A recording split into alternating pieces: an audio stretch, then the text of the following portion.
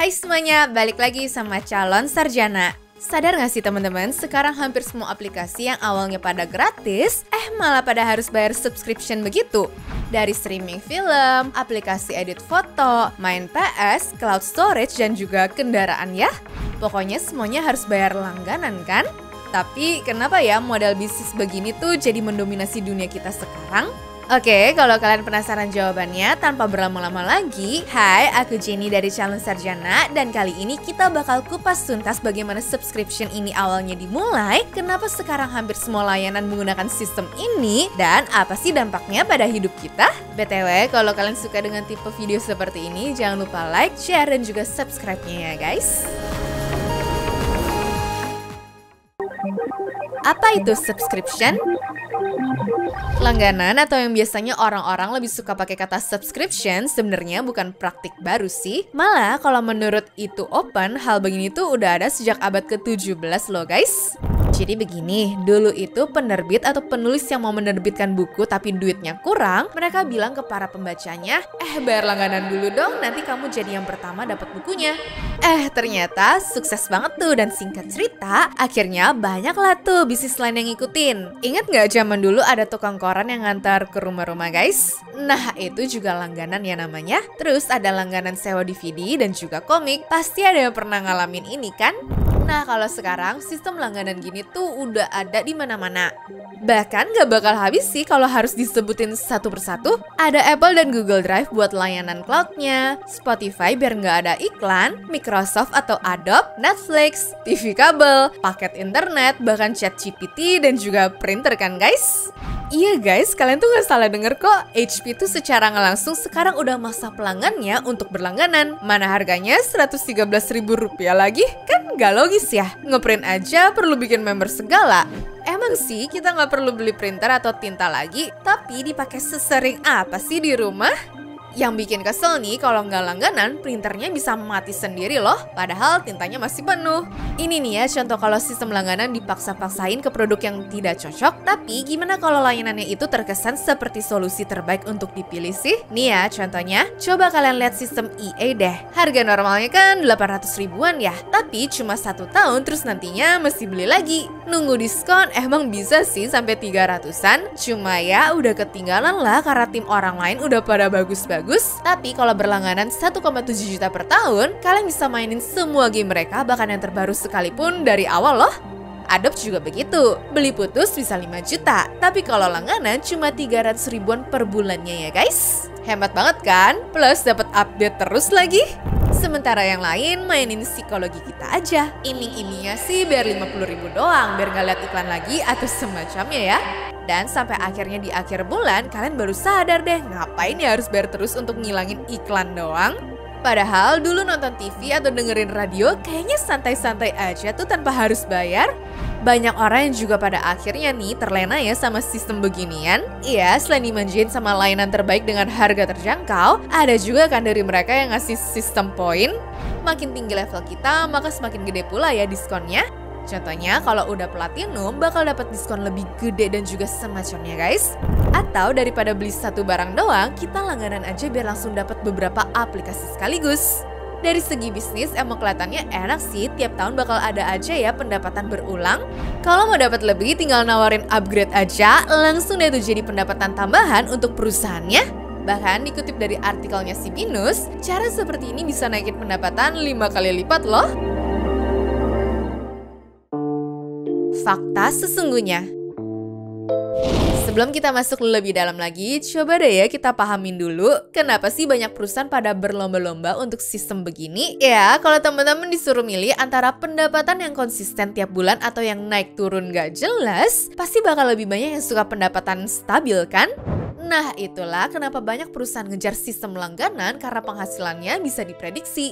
Setelah semuanya nanti langganan, perusahaannya tinggal mati-matian deh ya ngasih layanan terbaik buat bikin mereka tetap betah dan juga akhirnya berlangganan terus.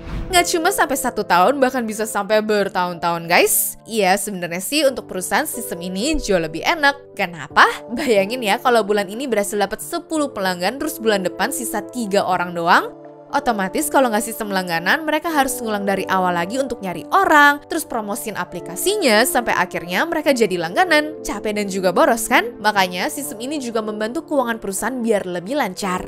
Langganan ini kan didebitnya di awal, otomatis setiap bulannya selalu ada uang masuk yang stabil, apalagi kalau ada paketan yang langsung langganan 3 bulan atau bahkan setahun sekaligus. Ya, meskipun harus jual dengan harga murah, tapi setidaknya selama 1 tahun kita punya pelanggan yang tetap ya guys. Terus biaya promosi juga berkurang karena dananya bisa disisihin untuk kebutuhan yang lainnya.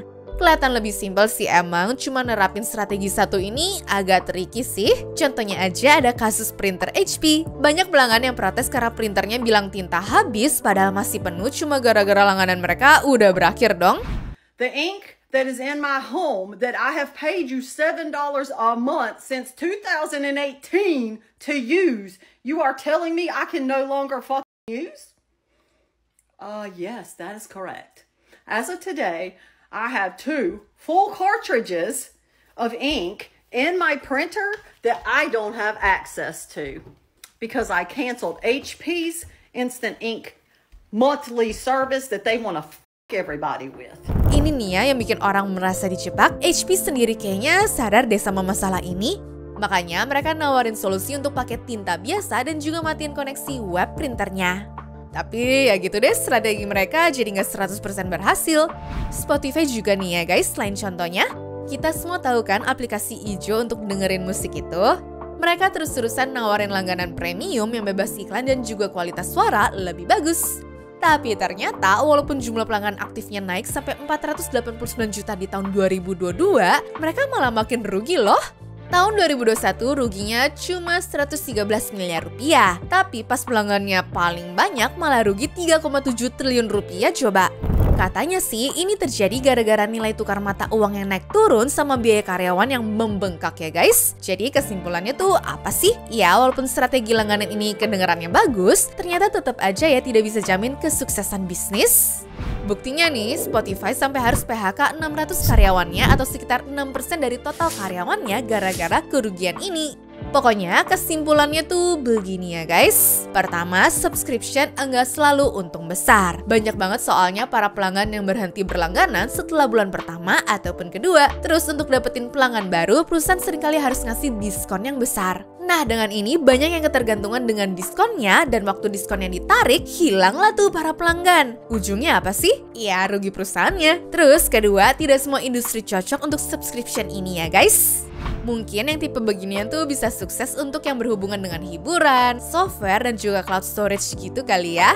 Tapi kalau yang produk-produk sekali pakai atau barang mahal, kayaknya dikit deh yang bakal tertarik. Jadi kurang lebih gitu ya guys penjelasan dari aku terkait fakta sesungguhnya yang terjadi pada model subscription ini. Kalau emang ada yang kurang, boleh banget kok kalian tambahin di kolom komentar. Dampak negatif pada kehidupan kita. Strategi ini jelas ya kalau lebih menguntungkan untuk perusahaan, tapi kira-kira apa sih dampak negatif pada kehidupan kita sebagai customer? Ada nggak sih? Ya jelas ada lah. Pernah nggak sih kalian merasa senang waktu daftar layanan langganan baru karena merasa kalau harganya tuh murah guys? Soalnya banyak banget ya aplikasi yang untuk dipakai sekarang itu perlu langganan, dimana uang yang kelihatannya kecil-kecil ini ternyata bisa membengkak juga. Ambil contoh aja deh, kita punya 5 langganan yang masing-masing Rp50.000 per bulan. Coba bayangin berapa uang yang kalian keluarkan setahun cuma untuk langganan doang? 3 juta ya guys. Itu pun aplikasinya belum tentu kita pakai tiap hari. Terus pernah ngerasain gak sih kalau kita nggak berlangganan dan juga padahal jarang pakai, berasa kayak ada yang kurang gitu? Soalnya kita punya ketakutan kalau sewaktu-waktu ada suatu hal baru, kita jadi nggak bisa langsung lihat ya. Jatuhnya adalah FOMO. Cuma tanpa disadarin nih, kita udah jadi ketergantungan sama layanan-layanan ini yang kalau sampai nggak subscription jadi berasa kehilangan akses sama hal-hal yang kita butuhkan. Padahal mas, semuanya tuh ilusi doang. Iya, kalau duit kalian berlebih sih nggak apa-apa. Yang jadi masalah kalau duitnya pas-pasan dan malah dipakai untuk hal-hal yang tidak terlalu kita butuhin begini ya. Berikutnya, pernah nggak teman-teman ngerasain kewalahan sama banyaknya pilihan langganan yang ada? Ada yang sama nggak sih kayak aku? Kalian tuh nggak sendirian kok guys. Fenomena ini disebutnya dengan subscription fatigue. Saking banyaknya pilihan, kadang malah bikin kita bingung untuk milih dan ujung-ujungnya malah jadi stres kan? Terus yang terakhir, kita kesulitan untuk berhentiin langganannya ya. Soalnya kebanyakan dari pengalaman aku, proses untuk ngedaftarnya tuh gampang banget. Cuma pas udah ngerasa nggak perlu, kita pasti selalu merasa kesusahan sambil mikir gimana sih ini cara ngeberhentiinnya. Nah, hal itu emang udah didesain demikian ya guys. Proses pembatalan emang lebih rumit dan juga berbelit-belit. Waktu kita coba untuk batalin, langkah yang harus dilewatin tuh jadi banyak banget dan gak jarang ya malah bikin pusing. Dari sisi perusahaan, mereka ngelakuin ini supaya pelanggan setianya tuh bertahan dan gak mudah untuk pergi ya guys. Ya, tapi kalau dari aku sih intinya guys, model langganan begini emang nawarin kemudahan, cuma balik lagi ya ke kitanya aja. Harus selalu bijak dalam memilih dan juga mengelolanya ya guys.